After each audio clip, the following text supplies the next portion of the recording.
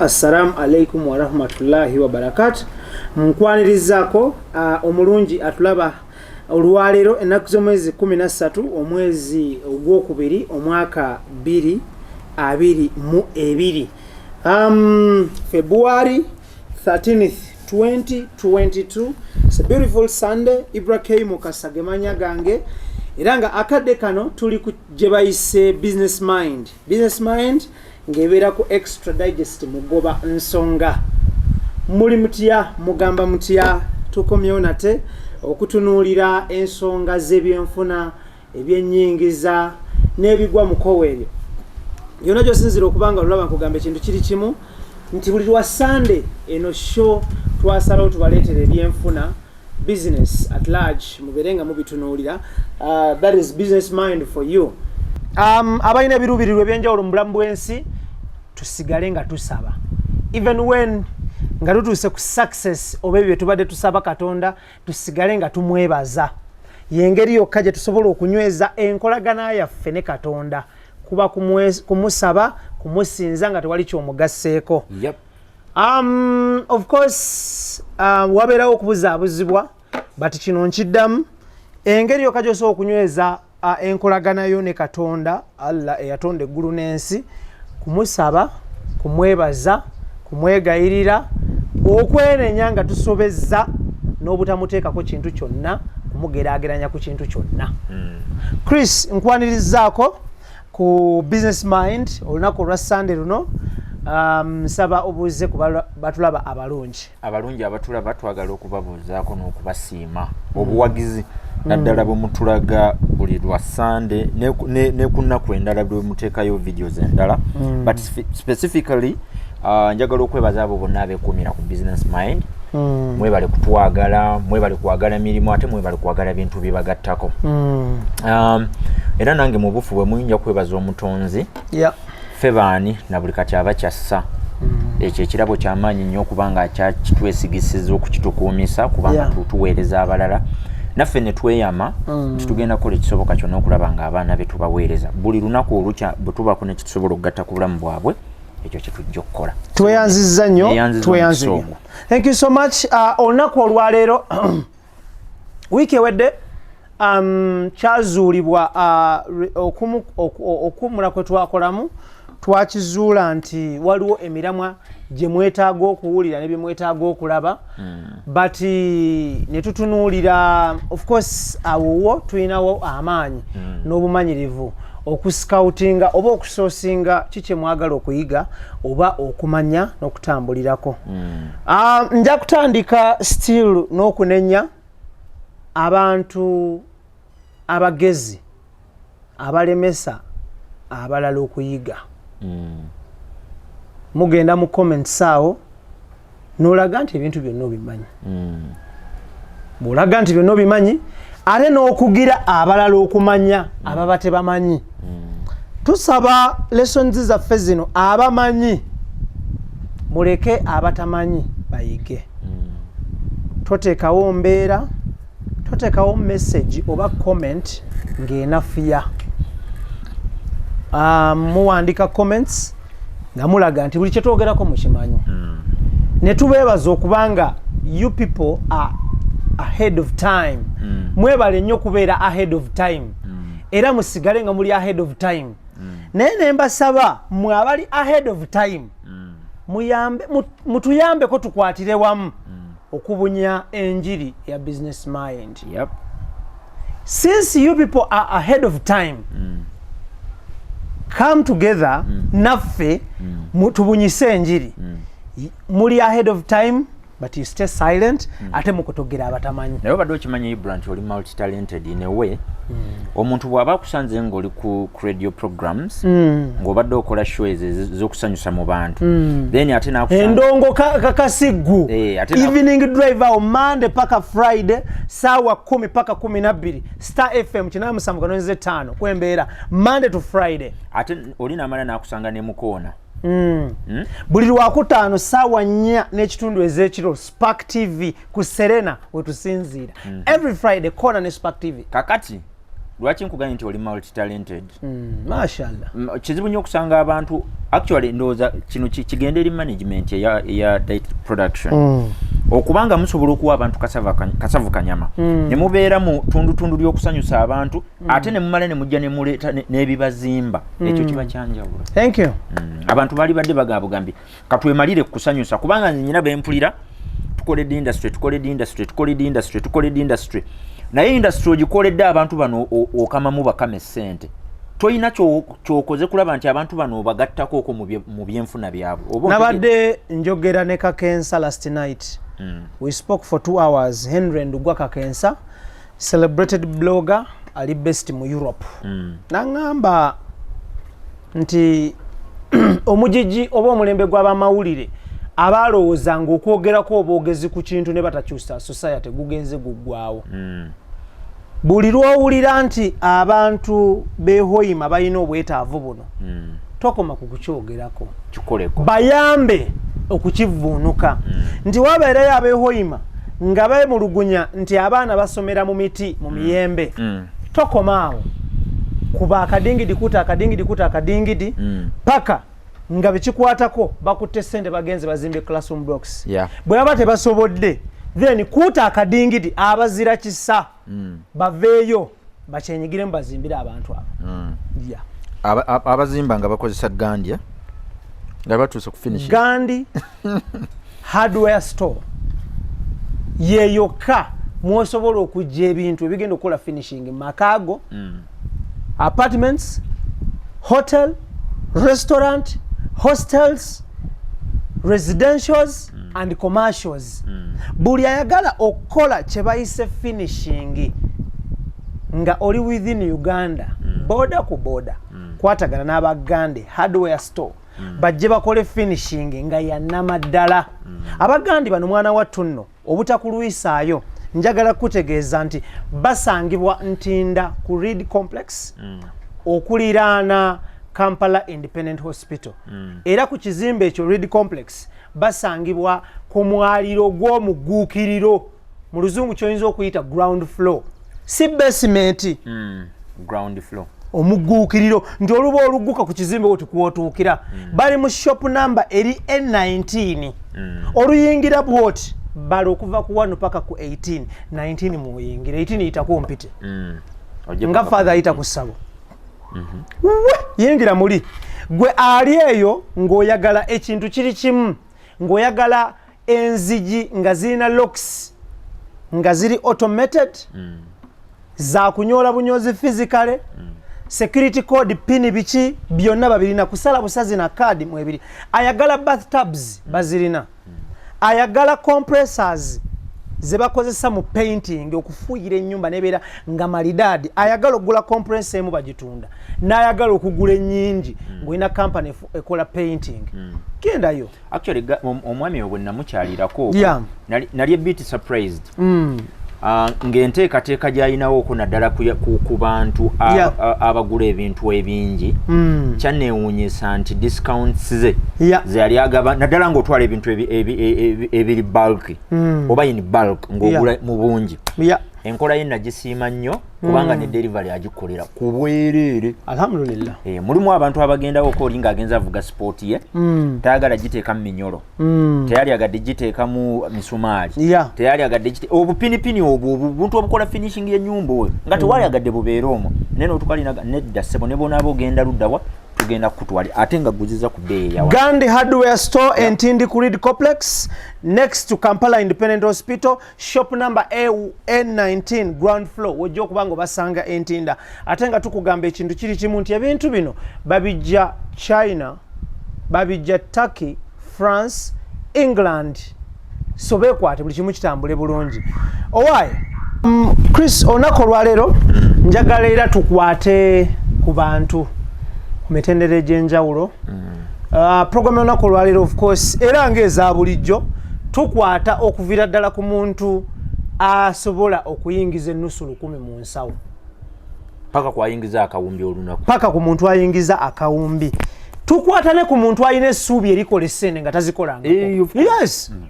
omanyi obulamu bw'ensi buno buli a bit challenging and funny there are people in life nga takwatangako ssente mu business naye ng'aweebwa ssente in different avenues of life so tukukwatako gwe ateekateeka okukola business akola business naawe ateekateeka from a business tukukwatako at the end of the day so olunaku olwayo tusazeewo tutunuulire omulamwa gwaffe kugenda kubeera straight and simple mu lulimi Luganda challenges oba obulipo obusangibwa mu kusiga ensimbi mu nsi ezikula awo nno wakulu twogera ku third world countries ensi nga Uganda oba developing countries ensi nga Kenya ensi nga Malawi ensi nga Zimbabwe ochageera ensi nga Lesotho oba Lesotho ochageera okusinziira gye wasomera ochageera olasa okuga nti bagira Lesotho kale tujja mugaana ogenda mumuwaabira nti yagiise Lesotho era bamusalira ebbanga ky'omwezi ate towulirayo abagamba America ochageera South Africa nagamba mukwano gwange South Africa namubuuza nsi ekyo nima nti eno gye waakava nti South Africa in education system yaffe wano ewa Uganda gitunuulire edda bwe twasomeranga P1 P2 P3 paka ku P5 ng'omuntu agamba how are you n'omwenya n'odduka ng'ekyokuddamu tewali ate tebakulimba nti omuntu asobola okupronouncing ekigambo mu bukyamu n'awandiika ekituufu totawaana ne mu written bafu totawaana tuleke mu boolina okuleka sookera kuffe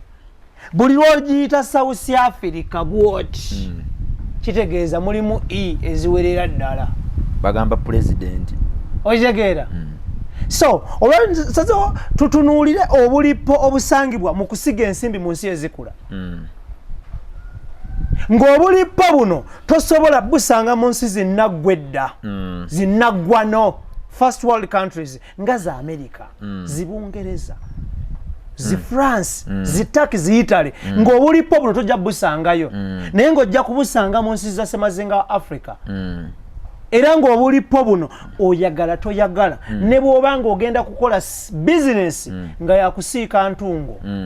bukusanga naawe agenda okutunda amatu g'emmwanyi bukusanga naawe agenda okutunda ebyangu ebiganda oba emiguwa n'agenda okutunda obumasu bw'emmese n'ow'ebikwaso ebitundula envunza tukugambiramu nti buno obulipo tosobola kubuvuunuka obulipo buno tugenda okutunda twagala tumanye buva ku kikula kya nsi zaffe mitima mibi budde bwa mbeera ngamba weather oba climate buva ku ki njuba spiri kwetambulira oba ngeri gyesoobamu budde engeri gye buziba oba bulwawo okuziba era bwo bwetobese muffe ekikula kyaffe ng'abaddugavu oba mu nsi zino ezikula obukuzi bwe bulipo bwe tugenda okubanga tusanga olunaku olwaleero Chris tandikirawo kakati okoze bulungi nnyo n'olambulula ensonga eyo y'ebrake nti bino byo togenda bisanga mu nsi zikuze bannaffe bano abakolera naddala emitala w'amayanja balina ebintu bye balaba eby'enjawulo ffe abali wano bye tutalaba kati nga bwe bageraageranya embeera gye bayitamu ne bageraageranya ne wano ewaka bye tukola ebintu bibiri tebifaanagana inflation ya America today eri 2% olwo balaba eri waggulu nnyo era bagirwanyisa era bali balwana bwezizingirire eye Uganda omanyi weeri 6.8 tiyava ku kukula yakaddiwa kaakati bw'ogeraageranya abantu bano n'ogeraageranya oli because bali abasajja price controls ewaabwe bali mu economy yes basobola okugamba nti tuli mu free economy ebintu emiwendo gy'ebintu nga giri determined by market forces of demand and supply obwetaavu bw'ekintu then n'okubeerawo kwakyo okubeerawo kw'ekintu then n'obwetaavu bwakyo okuva eri abantu naye still economy ezo zirinamu sectors nga ziri bit controlled okugeza nga healthcare system ya Bungereza oba ya US ojja kwesanga nga omuntu tosobola genda n'omukyajinga milioni 15 ku kintu kyamanyi nti wali obusukke kubo bakikolera obukadde busatu tosobola mukwata bujego obwo songa e Uganda omanyi ekiriwo omuntu asobola okujjamu envunza operation ne bagikolera milioni 3 kusinzira ku nfunayo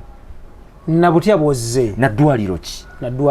kitundu ki yani gwe bajjamu envunza kuba wano kati olaba mu sekita y'okuzaalisa osanga eddwaliro erimu nga likyajinga emiliyoni 5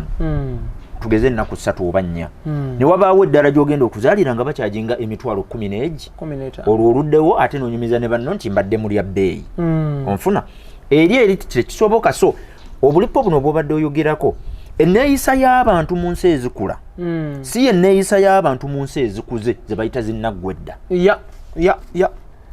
Ebintu bino byawukanira ddala kyova olanze omuntu bw'aŋŋamba nti bwemba ebiseera ebisinga njogera n'omuntu ng'ali mu kuinvestinga tugeze ayagala kuteeka either sente waka wano oba eri gy'ali omuntu n'omubuuza nti retirement plan ye eyimiridde etya oyagala kuritayalingira waka oba oyagala kuritayalingira mu US oba UK oba wherever gye babeera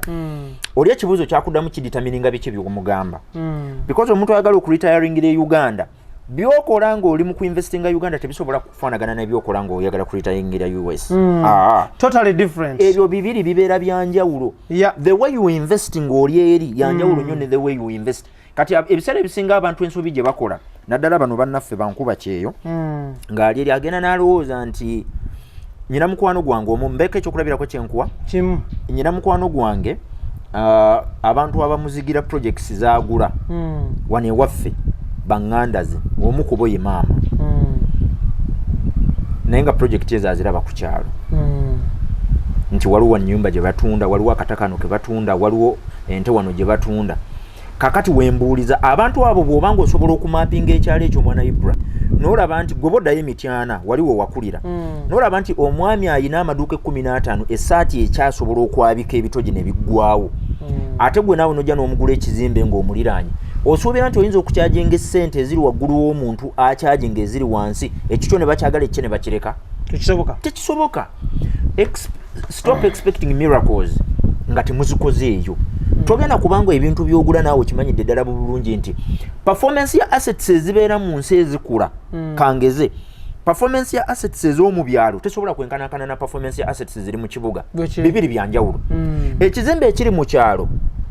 ogenda kikyajinga emitwalo 15 oli akibeeremu omwaka n'okunyaga akunyage mu kibuga bw'obeera mu upscale ogenda kukyajinga omuzigo gw'edduuka emiliyoni 3 ate ng'asasuddeko emyezi 4 ng'ayingira sena basasula mwaka tomutataaganya n'akuwa omwaka gw'omulamba n'obeera nagwo. So fulo y'essente y'ekyalo yanjawulo ku y'ekibuga bwe kiri onfuna kakati bwe tubeera tuteekayo essente tulina okuba nga tumanyi ensi naggwadda ekula bukuzi behaviors z'abantu abali mu nsi ezikula zaawukanira ddala ne behaviors z'abantu abali mu nsi eziwedde. Oli abadde ku kawunta naŋŋamba nti bw'obeera mu bazungu ng'olina ekintu ky'ogula obeera ku nsonga era bw'otuuka wano e Uganda salesman asooka nakkuza mu mboozi nemusooka omupiira musooka ba Ronaldo either ne mugenda mu by'obufuzi akabiri 26 aba parliament tetusobola kukkiriza mukulembeze kyokka nekyogiza okugula tannaba nakitunulamu amaze okudivertinga. Bwe mugenda mu mboozi ogenda kwesanga nga either muwagizi wa ruling government oba opposition tebasukkawo ne mubeera mu kavuyo ako naye nga ne transaction tenaba kuggwa. So obulipo bwe tuyina muno mu economies zino ez'ensi ezikula twagala tumenyemenye ebintu bino obe ng'obisuubira gwe buli lw'onajja okugula oba okutunda banga obisuubira nti biteekwa okubaawo saagala oveeyo ng'olowooza naawe ali wano ewaka oteekwa okuba ng'omanye enneeyisa y'abantu b'oteekamu ssente zo bw'oba tokikoze kyangu nnyo okufiirirwa awantu n'olowooza abantu kyekizibu naye ng'ekizibu yeggwe kyangu nnyo okukola ekintu ne kivaamu bulungi attribution n'ogiwa essaala naye nga ekikulu yabadde strategy onfuna biri vice versa. Mulimu omuntu nze mbalaba nnyo bano babatuuza ku seeti wakikola otya munange okubeera bwoti n'akola ati abadde Katonda n'omugabo ke Katonda tumutadde ebbali naye ebintu ki by'obadde okola abala bye batabadde bakola by'obadde okola nga bala tebabikola obadde osasula otya amabanja go g'obadde weewola mu banka obutatwala bintu byo nagamba nga sinnaba kukola kintu kirala kyonna nsooka kujjako ssente za banka nenzisa ebbali. That is a strategy onfuna naye bwe banamutuuza mu kamera agenda kugamba oyo toyinza mujja mu bintu bye tukola abibeeramu naye ebyo byonna abibeeramu nga naawe bw'okola obuvunaanyizibwa bwo nga bw'olina okukola ki nga bw'olina obukola. So mbadde nsaba tusosootole tubabuulire enneeyisa y'abantu abali mu nsi ezikula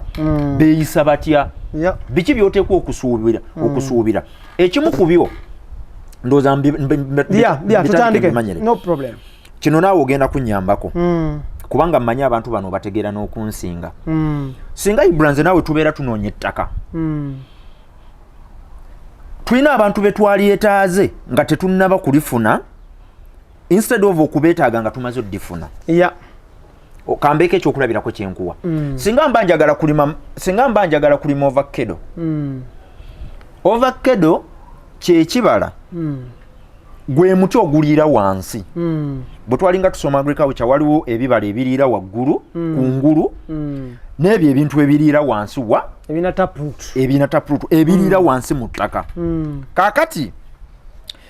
bwe mba ngenda kugula ttaka nga ndigula mu nsi ekula nga mutwe gwange nateekamu ddakiri nti njagala kulima ovakkedo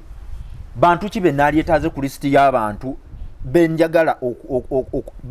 babeere involved mu transaction eyo olowooza twalibadde n'abantu nga ki asooka yalibadde bloka wa ttaka of course alina okuziga gye liri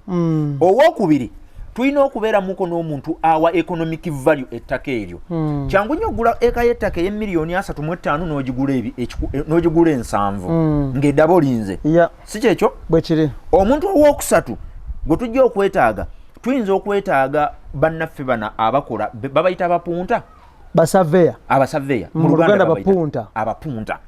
agenda okukola ku boundaries z'ettaka lyaffe owookuna ate nga wankizo ye mulimisa omuntu eyakuguka mu kukebera ettaka likola litya linaasobola okubalako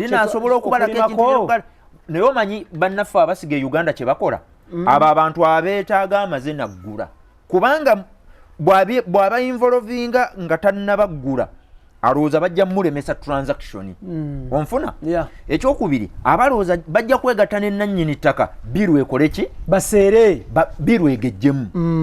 kakati kyakola ng'agenda asasula ettaka lino behind the back of these guys bemmenye bw'amala oddisasula ng'agenda ne mu maaso nga ne kedewo agula nga naye asimba kedewo bw'atuuka mu myaka 4-5 n'agaana obbala nga alyoka anoonya omupunta ng'anoonya omulimisa bajje barectifyinga ekizibu kyaki ky'ovakkedo lwakitabaze ensobi olina wogiraba oba tolina wogiraba weeri y'amaanyi nnyo nti ebyalina okukolebwa at the first stage abikoze amaze okusiga ensimbi olwo emaali etokomoka n'obudde bugenda omanye ekiddako awo kwekwasa bamubbi n'abamutomeza naye omuntu ng'oyo baba bamutomeza kweri nga kwotatera okwekwasa abalogo kati wano tulinamuuko ebibaayi abasoma tebeekwasa balogo bantomeza baba taasoma be baba baloze kubanga babo abasoma kimubiri miscalculation abasajja bantomeza abo bandyako essente so kyengamba kyekino mu nsi ezikula mu nsi ezikuze mu nsi ezikuze abantu bano bonna babeeramu mu transaction tunuulira abasambi b'omupiira ibra nyinza eyo okwewolayooko example emu omusambi w'omupiira nga nema agenda kuva mu PSG agende mu Madrid layini y'abantu abali involved omusambi ono okuva wano okudda wano abantu abalya ku ssente ezo basukka abantu 5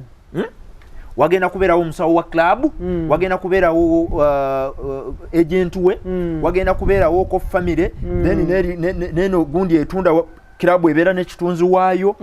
abantu bonna bakwatagana ne bajja mu transaction eno ne babeera batya omuntu omu kyova olaba nti ne investinga yabwe ne babeera bagenda gula musambi otuuka n'olaba nti wano bakola decision ntuufu so nga ffe wano mu Uganda buli muntu naasuwa mukange kakati mwekyo kyembadde njagala okugattamu mu nsi ezikula bano ekibagaana okuinvolvinga abantu abo bemmenye tukiyita unprofessionalism okwegamba obutabeera na bukugu omuntu ng'ali non-professional nga ne bona b'omuleetedde ekintu ekifaanana kitya transaction bagitunuulira gikama mu ssente so si kufunira muntu lwakuba kano nako ndowooza ngenda kayisawo bwe nti ekibaleetera okukola ekyo kyekino abantu abakola omulimu gw'enkola oli bwe bamuleetera transaction bamanyi okuwa abantu ababaleetedde omulimu impression nti yakolera bwereere ekyo si kikola nsasula ngende nkola ebibyo onfuna nkolera bwere oyo sente zange ze nali ku charge nze nzikuweka muzizo zogenda osasula kankugendereyo ku bwerere asirina byakola nja kugenderayo bwerere so mu nsi ezikula professionalism temuli buli muntu transaction bwagiyingira abeera anoonyamu kiki ekirimu nga kyange neeyongereyo so si ono munnange gwenfunira ekintu kino kyenjagala tugeze financial asset class eyo eyinza okuba nga tugeze nga bonds oba real estate obadde okimanyi Ibra nti wano mu Uganda broker takunoonyeza ttaka ligenda kukubaliza bintu by'oyagala akunoonyeza ttaka lyalyako era n'atunuulira alyako bitundu bimeka era mwakutera n'emboozi ezigamba yanguwako balitwala bw'osuwa wano ettaka bireke transaction bagisaamu ne supu to the extent that agenda n'agamba owner mugambe obadde bapanga n'abantu sebo oli najja n'abeerawo awo n'agamba nze oyo bw'aba tabagula nze kanzireete wiiki ejja n'ogulira mu panic ekika ekyawaggulu so mu nsi ezikula ng'oli investor bino njagala obisuubire ng'oli mu nsi ekula bino tebiri Uganda yokka ne bw'oba ng'ekyeyo oli mukikubira Kenya ekyeyo ne bw'oba okikubira Southern Sudan bino banga obisuubira mu nsi ezikula professionalism ebitundu 6 ku buli 10 temuli buli muntu abeera transaction olugiyingira anoonya waafunira era muleme kwerimba nti omuntu anoonyeza ettaka mukwano gwange nnyo twali tusoma ffenna agenda kumfunira ettaka erikola lwaki ekintu ekyo nakireese nyina omu ku ba investors bange gwe nalambulidde awantu ne ntuukayo okwo nga baamuguza ettaka ali mu kulimako okw'obutunda naye ng'amazima ga Katonda Ibra ettaka kwe bamugamba okulima obutunda ne bw'oba ng'ogenda kulimako doodo tabalako tekisoboka ettaka nga nnyo ebintu bibiri omusenyu tegwetabula na busa ne bw'oba ofa otya texture tezikwatagana tosobola kukwata musenyu n'ogutabula mu busa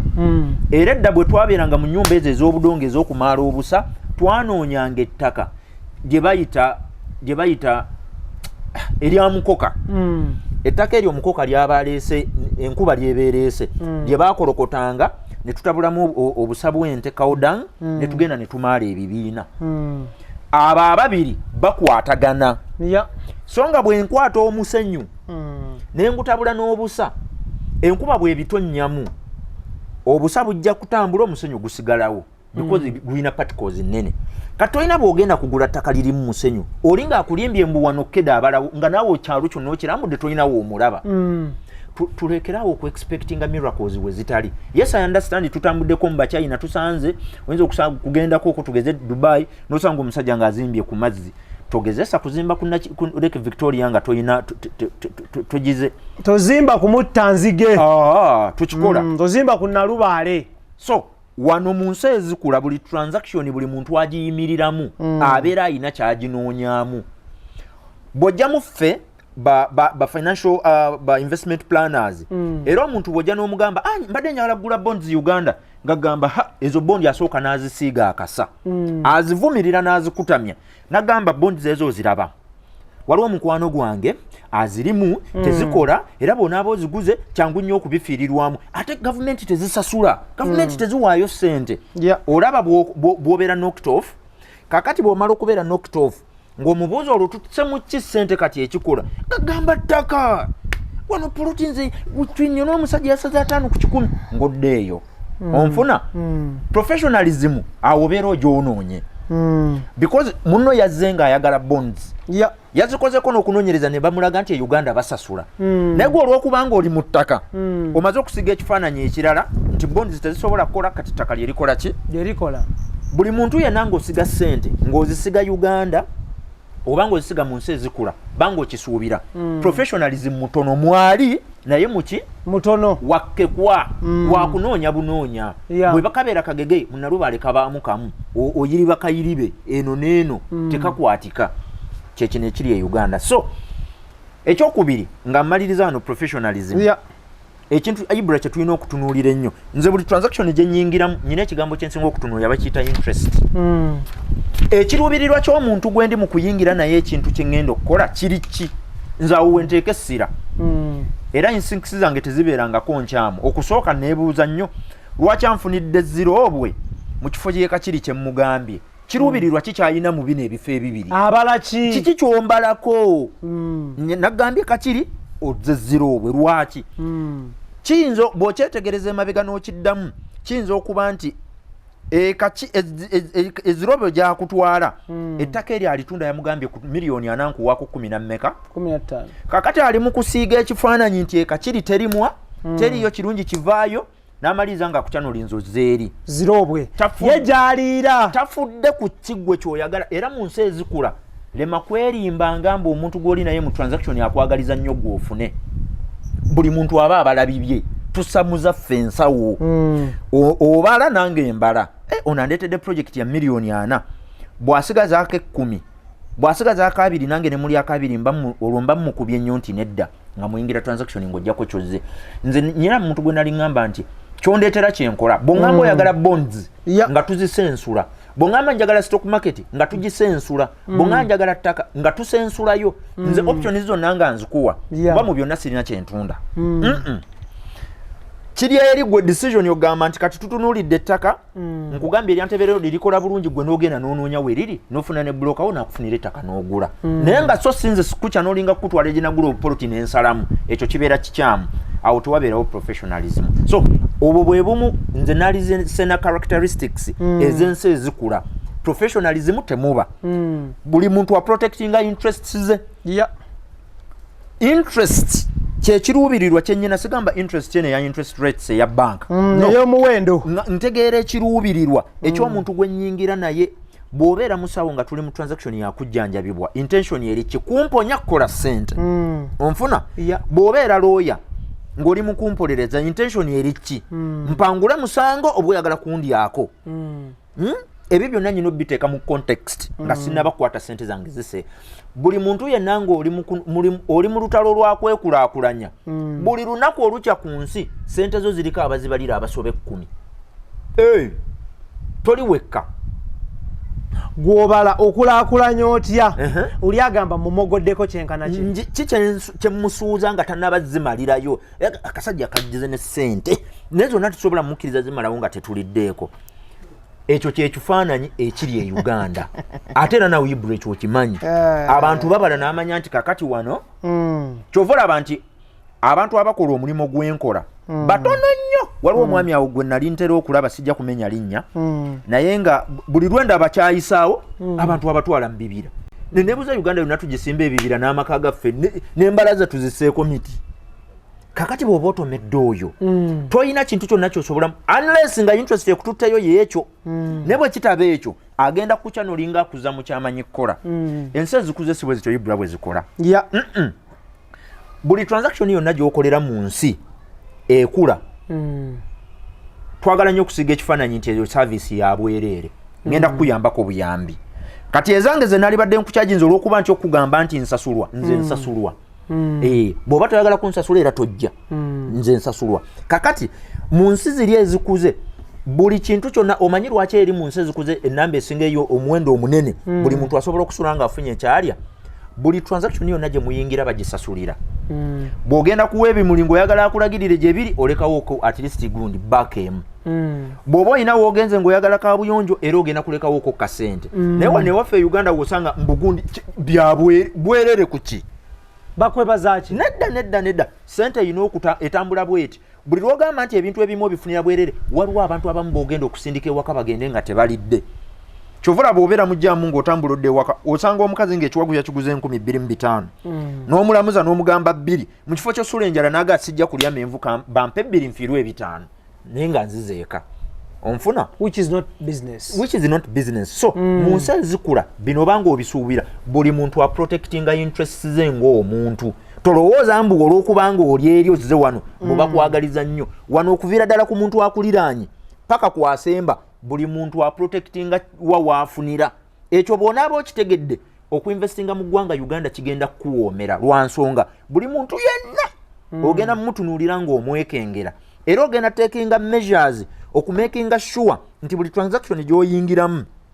buli muntu alina okuzannya paati ye. Toleeta mulimisa ng'omaze kuzimba, leeta omulimisa nga tonnagula ttaka. Toleeta nze tondeeta kutereeza byanfuna byo already nga kampani emaze okutambula emyaka 3 etagadde. Tegenda vaayo because wamala dde okuzimba yannyika dda, wamala dde okuzimba culture ya kampani wano baana bakimanyi nti sente oluyingira baba balina kutoolako ne bakubako percentage esinga obunene ne bakuwa oluswazzi. Kati nze ekyo kyondeeseemu ntereeze.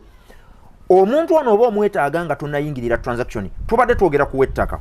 Omulimisa omwetaaga Dibra ng'ogenda kugula ttaka. Lwofuna ekirowoozo nti njagala kugula ttaka naye ngenda kusimba kalitunsi. Tandika onoonye bantu ki. Tonoonya batunda kalitunsi y'ensobi esinga okubeera ennene. Bw'onoonya atunda kalitunsi agenda kukuguza olw'okuba ng'akwetaagako ssente z'emiti. Noonya omulimisa ali nnyuto kumanyi gy'obeera tamanyi gy'ova wabula gw'omugambye njagala kugenda kunkeberera ku ttaka eryo. Ogende ne bulooka wange ongendere ne value amaking sure nti eka y'ettaka gye batunda miliyoni 15 ze ngendo gigula. Abantu basatu ne babeerawo transaction nga tennaggwa buli muntu musasule. Naye wano twagala nnyo tukuyita kolaki bakuyita kukolaki okugenda ku kintu nga kibadde kimaze okwonooneka. Kigambo kya Luganda ekintu nga kibadde kimaze okuggwawo then nojja otereezemu naye nga kiweddewo be Baganda baffe bano. So okuinvestinga mu nsi ezikula seek bw'obeera olina guidance gye weetaaga. Transaction nga tennaba na kutandika njagala kulima miyembe. Abaffe emiyembe gigenda ku buli ttaka oba nedda. Eruwero wadi osanze y'ekibanja nga kisimbiddwa nga amatooke gagudde akaleka n'osanga ekibanja nga kiteredde. Embalala ebibanja biri very successful. Masaka ebibanja biri okay. Masaka emmwanyi osimba, embalala emmwanyi osimba. Naye bw'onaaba ogenze wano ewaffe eruweero wano waliwo ebitundu nga ne bw'onaaba otaddemu ekitooke n'okiwa buli kigimusa kyonna emyaka eki olusuku lugenda kubeera ku ngulu. Thank you. Abagandi hardware store basangibwa ku Reed Complex next to Kampala Independent Hospital entindaawo nga bano bali ku shop number A19 ground floor gy'okubanga obasanga batunda all finishing material. Gwali mu kuzimba amaka, ali mu kuzimba ez'abapangisa, ali mu kuzimba apartments, azimba commercials, naawe bakukolako. At the end of the day babayise Bagandi hardware store. Genda bakuguze buli chakala avunanyizibwa ku kumaliriza ennyumba oba ekizimbe. Basangibwa ntindaawo ku Reed Complex next to Kampala Independent Hospital ground floor A19 ye shop number. Era nga osobola bakwira ku namba z'essimu ze tukuteereddaawo. Chris, njagala tutunuulire butya savings nga ziri misguided bwe ziyinza okucripplinga omuntu ayagala okuinvestinga mu nsi eri mukula. Kakati kankubuze Ibra. Oyinza okubanga buli lw'obikkula akantu omanyi ba social media ba motivational speakers e Uganda waliwo kamimu ennaku ezo kennalaba bw'otema ekitooke nga kinaatera okussa omututumbwa guli guvaayo ne gumale ne guleeta ebitooke oba kuliko endagala oba tekuli. Kati abasajja bakakuba ekifaananyi ne bakoleza ne bakaga kano mu kakweke ba motivational speaker be Uganda bwe banaakalaba kuba tusse. Twasiiga ekifaananyi nti ffe ebintu tutomera bitomere ne bwe tuba tetumanyi bwe bikola. Wano e Uganda w'osanga ba motivational speakers oba bakola ekyenkola nga basomesa abantu okusevinga buli lunaku olukyenkya n'eggulo saving bakiyimbirira ne kikola n'oluyimba. N'obuuza abantu bano bw'omala okugamba omuntu okusevinga byonna obirambuludde omuntu asevinga n'aba nga abitegedde. Because nsobola Ibra mulimu abantu abasevingira emyaka 3. Kankozesa omukisa guno ndowooza nga ndi ku show ekyasinze obuganzi abantu baffe bano nkibanogaanyize bulungi. Mbadde nyala kugereza ku ssimu yo. Singa essimu sijja gigereza kukangereza ku ploti y'ettaka. Singa ploti y'ettaka ekitende atano ku 10 oba decimal 12.5 zibeera zigula emiliyoni 3 nentandika okusevingira ettaka lino emyaka 3 buli mwaka nga nsevinga miliyoni 10 3 years ngenda kufuna emiliyoni 3 nsobola okusanga poloti eno sente zo bwe mba nziterese buteresi nga sirina kye nzitaddemu ng'ekyagula miliyoni 3 gye yali egula emyaka 3 emabega. Tekisoboka. tekisoboka kiki ekiba kimaze okutuuka ku ttaka eryo likula lya appreciatinga kakati asevinga ku ttaka lye nalina okugula 3 years back 10 million nensevinga 3 years ahead ettaka lino nesirisanga nensanga nga ebbeeyi eyawukanye sente zange ziba zigudde ziba tezigudde sente ziba zisaze mbeera sikyasobola kubeera mu kifo kye nali njagala ate mba sikyasobola kufuna bunene bwe nali nkola ki njagala n'olwensonga eyo saving olulimi lwe tubadde tumuteekako tusevinge mu nsi ezikula abantu basevinga fwa muwawa era wano woosanga omuntu nga mu priorities zaalina mulimu n'okudigira nakwo akusavingidde si kibi naye akamu ku bulipo obuli mu kutereka essente mu nsi ezikula we don't live on budgets mu nsi ezikula obukuzi we don't wano ne bw'onaaguza abantu saving template n'oguza abantu budgeting template ono housing simanyi gano mafuta wano ewaffe ebintu kwegamba bitagala butagazi omuntu ayongeza ebbeeyi ya kedo olw'okuba ab'emmotoka nnyo bamuyiseeko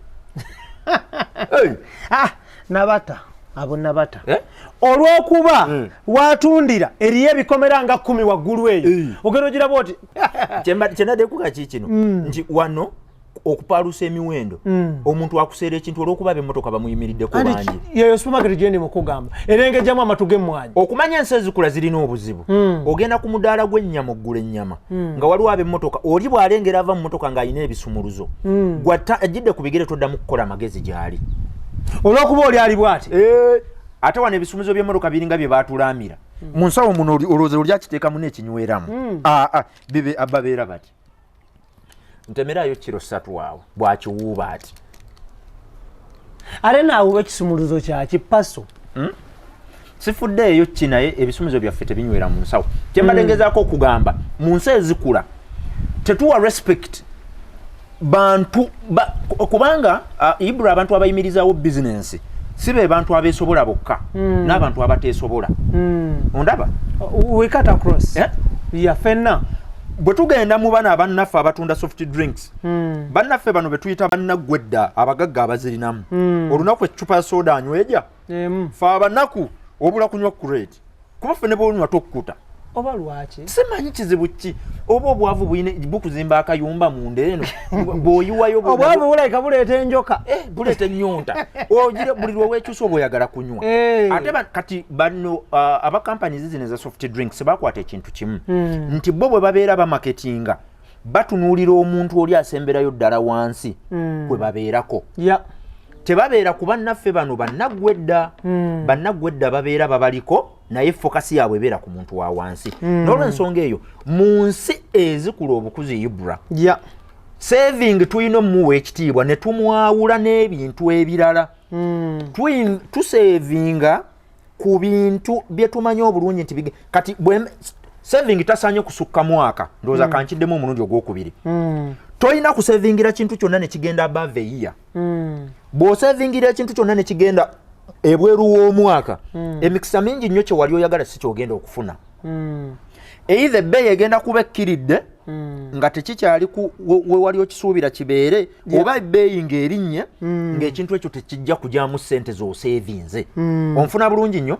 ekyokubiri saving atawanyizibwa ebintu nga 2 ekisooka inflation amukuba singa nkwata emiliyoni yange emu n'engitereka okumala emyaka 3 banks ziyinza okunyamba ne zitabaako kye zizijjako ne baŋŋamba savings account tebalina charges zonna ze bagiteekako but after year ekintu ekyali kigula ekyokulabirako kyenkuwa amafuta back then ndowooza mu mwaka oguwedde nga mu gwe-10 amafuta tubadde lita tugigula sente mmeka 1,308 ku 3,700 ne 3,500 obadde ofuna olwaleero ya 5,500 n'akakaaga bwekiri kakati gwe yatereka emiliyoni y'emu nga ya ku catering for fuel 2022 oli mu maziga because buli siringi 5,000 zivaako 2,500 mu saving amafuta zibeera zimaze okugalya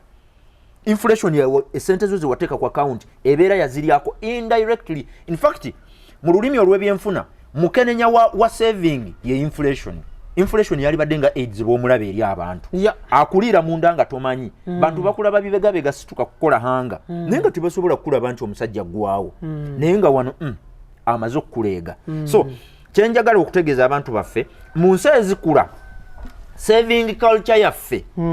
nfunyo eri misguided n'abantu abajimiridde waggulu abakitugamba nze ntera okulaba ebitongole byaffe ebyawana ebyamaanyi nga bikakasa abantu nga bw'osobola okutereka ssente ekitongole ekisinga wano okutereka ensimbi z'abakozi bwe muteekayo ssente bazinvestinga zisobole okuappreciatinga tebaziteresa tezibaawa tezituula baziteeka mu asset classes endala zisobole ssente z'okukola amagoba bazzeewo wateekayo omutwalo n'oba ng'olinayo gumu bbiri omutwalo ne gukola 10 mmeka gw'atadde essente obutesi ku akawunti nga tezirina kyezikola obeera okolera bagaggambaga bwe butuuka anti ezizo ze bawola buli muntu akeera ku makya n'asevinga ssente nga tazijjaayo tazikozesa akolera bagagga ki nkutidde ezizo okolera bagaggambaga gwe buli lw'osevinga akasente n'okateeka ku akawunti bwe pa n'otabaako tekayina appreciation yonna gye kafuna manya kintu kimu okolera bagagga nki mbaga ezizo back then twalinawo I don't believe simanyi ennaku zino kibwe kikola ne twalina kye tuyita fractional reserve banking ng'ebitundu 10 ku ssente z'otadde mu bank bajjangako ebitundu 10 ne babissa ebbali 90% ne bagita ne bagireleasinga ne 10% nesigala nabo but bwe twafuna abantu bonna ne babeera banked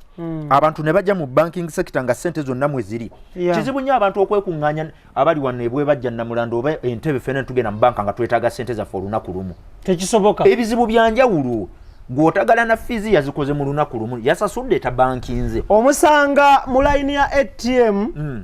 ng'agenda ku ATM machine okujjayo omutwalo gumu nga waliwo akaalakaala n'ekikuti yayingizaayo buwumbi agenda mu baluku kakati gw'ojjako omutwalo oli ataddeko miliyoni 10 so reserve banka teyenyenyeza wadde eyongedde kugumira bugumizi bweti kutya kofazi zaayo tezikendeera lwa nsonga bwe mba ngenda oggula ettaka kankulage lwaki tezikendeera ettaka ngenda digula ku ggwe ngenda ku banka I withdraw 10 million nenzije wa Ibrahim Mukasa nengula ettaka lya 10 million bwe nzikuwa oziteekawa mu banka straight away kakati ozijje mweno zizizza mu ndala ate kyankizo nti oyinza okuba otunze ettaka ng'olina ekizibu Ibra oyagala kujanjaba mwana ekyo Allah takireeta ndeeta kyakulabirako abaana baffe bali safe bwe mba nkuguzeko lya 10 million naawe n'okwata 10 million emikisa mingi nnyo nti oyinza ozijja mu banka mwenzijje neziddamu buzi nga mu banking almost the same bank yes kitegeeza banka teyenyenyezaako tekendeddeemu wadde akasekonda kamu kati bw'obeera ne kino kimentalite kya saving nga kyakunywerera bannange ekintu ekyo buli lwenkiraba ku TV ndwala kulira obusungu nga thank you before we go njagala tutunuulire ebintu biringa bibiri mu less than 10 minutes njagala tutunuulire the system ya hand to mouth abantu okukola emmere ya leero nga lwakoze lwalya lwatakoze talya kyaffectingira wa okuinvestinga mu nsi ekula awo nyinawo ebyokulabirako bingi naye emmere ya leero lwaki ba investors abanene abainvestinga mu Uganda ebabobya omutwe buli lwobanga okozesa omuntu yenna nga okimanyi nti omuntu ono wa mmere ya leero ng'essente z'omuwa tezijja mu bwetaavu bw'alina mu buli ngeri aba alina kubba like it or not ate ekyo nkimaze nakiddamu mulundi ogwokubiri dda n'emugo yatakifunye kituuse bulungi nnyo buli lw'okozesa omuntu ng'essente z'omuwa tezimumala ekiddirira kubba ate bagenda gateri ssente zimala naye ffe tulina engeri gye tukireesemu tukyogedde bwe tuti buli lw'okozesa omuntu nga wa mmere ya leero nga ssente z'omuwa z'alina okulyako buli lw'onaamuwa ssente ezitajja mu byetaago bye alina okumaliriza ng'ahayipinze emiwendo gy'agula ebintu oba alina okumaliriza ng'akukuttemu afune waayitirawo kati abantu be bafe nga gwe akolera gwe naawe leka kireke naawe ekyo oddeyo omwana akanulira abaana abo boolaba bali ebit fani akutuma omugaati nga takimanyi nti tolina na mulimu nagamba dadi twagala kulya mugaati omwana akusaba pizza nga ku ofiisi baganya okusasula baganya okwongeza omusaala baganya okusasula omwezi omukadde gw'obanja ate bakuyimiriza omwana n'asaba pizza nkulaga nti omwana bamanye n'okwewanira ku bannaabwe eyo dadi wange agenda kungulira nga kitawe yafulumye bw'ati naga leero sigenda na kulinnya taxi kantambuzewo bigere naye omwana sebo yataddemu oda y'ekimotoka ky'amasannyalaze yakiweereddeko n'amateeka dadi oleeta bulaaka umusajja wattu naga kanumbe ekkubo so mu ekonomi erimu emmere ya leero ngenda kutabikamuuko nyina ekizibu kyendabye ensangi zino simanyi oba bakama baffe abatukulembera banaakiraba Ibrahim Mukasa tuyina ekizibu ekinene ate buli muntu kyabuusiza eriiso nyina akafaananyi wano ke nnalabye simanyi oba nsobola okukalaba wano nenkakuwa n'osomako oko n'olaba ebikalimu but I believe kaali tukoledde bulungi nnyo ku conversation eno gye tuli mukube gye tulina olwaleero nalabye waliwo baganda baffe naddala abaregulatinga kaako abantu baffe bano abali ku mmere ya leero tuyinamuuko the biggest employer in Uganda yewa boda yeah. Sinayo kitongole kirala kyemmanyi kyenkanya abakozi nga bali mu boda gyekiri gwe kyomanyi obulungi tewali ne bwebeera industry ya busomesa tesobola kwenkanya ba boda olwaleero namba yaabwe bungi ekizibu ky'abakama baffe abatukulembera ndowooza kye batataddeeko maaso ate era kye batataddeeko birowoozo industry eno mugire seebambaale naye nzo bafuukira kagumba weegoge gye bulijjo eyo ekyo kyonkyogedde Ibrahim Mukasa bayimiriza jjamu ku Jinja Road mu luvannyuma lw'eddakiika 10 ngulo ne zisiba zonna boda olaba boda ezisoba 5,000 oba akakaaga ekyo nno kitaala kya luguudo lumu tomanyi kiri Wandegeya tomanyi kiri ku Sawa ya Queen tomanyi kiri ku bitaala by'Entebbe tomanyi buli wamu wonna nga zikubyeko naye kirese ekyo kimanyi mmere ya leero so nalabye abakulu bano nga bagamba nti bagenda bagala boda stages 3 zokka mu kibuga Kampala ng'ezirimu zikunukiriza 5 n'omusobyo 5 baabaze ntono stage za boda mu kibuga kitono nnyo 10,000 ze stage eziri mu Kampala njagala kubuuza abannaffe bano abatutwala nteekateeka ki gye mulina ey'omuntu ono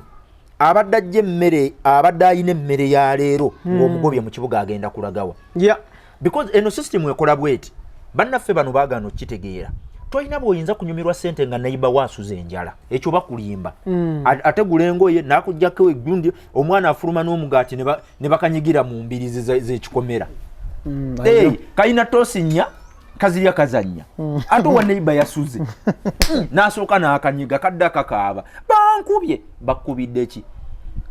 tasobola nakunnyonnyola nti omugaati bagututte mu environment gye tulimu bano abantu tebamanyi ensonga lwaki Ibra twasalawo tukole shows zino naye mu byonna ffe twakimanya we cannot live in oblivion no tetusobola kubeera mu bifo biri isolated sente zinyuma ne banno balina andi buli sente bano nazizo community ze tuwangaaliramu ebikomera ne bwe tunaaba tuzimbye nobeera n'embwa nobeera n'abasirikale noteekako amasannyalaze period ajja kutuuka nga tokyasobola kusustaininga bintu ebyo nga balina kulinnya waggulu bajje bakulya live kinkakatako nze naawe gwatulaba okuimprovinga embeera z'abantu abatuliraanye tube nga tulinamu ku sente nabo nga bayinamu sente ziwooma nnyo ng'ovuga Range Rover nga munno at least akwiseeko mu paso oba nga naye ayitisewo mu spasiyo togenda kuvuga Range Rover ng'abakuliraanye babigere time egenda kutuuka simanyi lwaki abantu baffe abatukulembera kino tebasobola kitegeera buli lwobanga community gy'olimu eri bubi sente tezikola makulu gy'oli ekyo obadde okimanyi nkimanyi kigasa ki okulya omugaati naye ng'oguli oli mu kamooli bw'olya bw'olingiza simanyi bandaba simanyi bajja ate abaana bano kibakakatako mu abatukulembera kibakakatako mu abagagga kibakakatako buli muntu yenna mu environment mw'okulembera to make sure omuntu ali emabega akuddirira okuba obulungi oba ali mu lugendo olumutwala mu kuba obulungi bw'oba tokikoze tojja zirya ngoze yagalidde muba kulimba totawana owaye kaŋŋambe kino Ibra weerera bulungi yambala bulungi abaana bo bateeke mu environment ennungi manya eriyo period wagenda otuuka ng'omwana oyo mu bulamu ateeka okubeerawo n'abaffe abaffe bwe munaaba tenabo temubawadde opportunity na chance ebeera bulungi abamu tebalina gye bagenda ziriira ate banaabeera mu kirabu nga bali mu bana tekisoboka era bwe munaabaamu bana mwetaaga ababawerekera 10 okuddeeka okategeddaako mugenze bana ne buli muntu yeetaaga ababodegaadi 10 okudda ewaka emirembe ge 40 kutusuza enjala ate tukole ki amaanyi tulina embuto enkalu okusurvivinga naffe tuba tulina okwerwanako owaaye eriyo abakyala nga nabo balivinga ku mmere ya leero ate ennaku zino abakyala in fact mu industry ndowooza esinga okwemployinga abantu abakyala bakola obulimu obutonotono mu butale ne mu bifo ebirimu ndowooza okusingira ddala obutale ennamba gye tusinga okubayo y'abakyala kuba ennaku zino abasajja beesuulirayo gwa naggamba obuvunaanyizibwa balina bwa mbuzi nnume kuwakisa ne batema tewali kirala olumala okugira nga adda wali olumala okugira nga adda wali kati omukyala ng'atoba n'omwana naye kyeŋŋamba kiri bwe kiti mu nsi ezikula investing ng'ojjukira ekintu waki abantu babeerawo ku mmere ya leero emboozi zino banziba bajja kunziba simanyi balinziba ebintu byange tebitambula tomanyi bantu b'okozesa mbeera gye bayitamu omuntu ategedde abantu b'akozesa embeera gye bayitamu complaints ezo taba nazo because mu kifo ky'omuntu omuntu abeera ku mmere ya leero tebamuwa musaala gwa mwezi bwe kiri oyo abeera wa buli lunaku because olunaku lwatazze tagenda kulya ne bwalwaza bambi ajja kusooka gy'akoleko amala asanga omwana we naye kakati ontadde ku monthly system payment ey'omwezi nyate sente zange nze neetaaga kubanga ojja zimpa omwezi ate olw'okuba kati fe abatalina Uganda tulina ekizibu bw'obeera tolina ne bakuwaayo 3 ag'omwezi ogasanyawo mu nnaku 3 after week ubiire tolina so bw'otunula bwoti omuntu gwowa buli lunaku olukya ku nsi olina okutegeera mu nsi muwosiga fe wano e Uganda industry esinga okubeera ennene y'abantu abalina be bayita ab'emmere ya leero hand to mouth sente zaafunawo zaalya kati abo oteekwa okuba ng'omanya ensasula yaabwe toinvestinga sente n'okola payment system nga ya mwezi naye ng'abantu b'oli mu kukozesa beetaaga sente za buli lunaku owa buli lunaku ayagala survival tayagala sente zigula motoka tayagala sente zitwala wa tayagala sente zikola anoonya sente yakulya era bakama baffe abatukulembera ku mitendera gyonna njagala okubajjukiza buli lwamu labanga ennamba ennene yeeyongera yeeyunira booda njagala Ibula tujje wano tukoleyo show olunaku lumu tusensule booda eno ebizibu byegenda okuleeta gye bujjako awo ng'ovudde ku insecurity because abasinga batunuulira insecurity naye nje njala tugitunuulire in an economic point of view bintu ki byeri mu kuleeta ku ggwanga Uganda economy eya Uganda egenda kubeera etya powered ate egenda kukosebwa etya singa musiiga ekifaananyi mu ggwanga Uganda nti omuntu asobola okudduka jadduse najja n'akwata ekiwuubiro n'asikamu emirundi 3 n'afuna omutwalo n'addeeka abaana bagenda kudduka mu mafactory bonna bamalize nga bali ku booda kyekitegeeza kyeki segment ennene esinga okubaamu emyaka gy'abaana abavubuka abalina ku maanyi abaali badde mu mafactory nga booperating machine bajja vaayo lwa nsonga mu factory bamuwa 3 agavugira booda ennaku 5 ku 6 aba agayina gali kabina. Thank you. Lwaki sisulawo guli n'enkola guno? Tetugenda kubanga tusukkawo olunaku olwaleero. But before we go, njagala kujjukiza abantu nti Abagande Hardware Store abasangibwa ku Reed Complex Entindao next to Kampala Independent Hospital be batuteekamu ssente era nga basangibwa ku ground floor shop number N19. Bano bakugamba nti ali mu kuzimba ateekateeka okuzimba jangu bakuguze finishing material, finishing accessories ez'enjawulo. Azimba amaka, azimba apartments, azimba hostels, azimba commercials oba residentials, jangu bakuguze finishing material yenna. Abagande Hardware Store Entindao bakubire ku namba y'essimu gy'olabaawo oba sinakindi ovugewo wali ku Reed Complex okuliraana Kampala Independent Hospital babayise Bagande Hardware Store. Ibrahim Mukasage manya gange tetugenda kubanga tusukkawo olunaku olwaleero. Njalako baza chrisluleuganda obudde bwo, njako baza Idris Lukwago, Daniel Mugoya, Keith Kanabine tunesona bulya. Omukama Katonda abakume tukwatagane ku Sunday next week. Assalamu alaikum wa rahmatullahi wa barakatuh.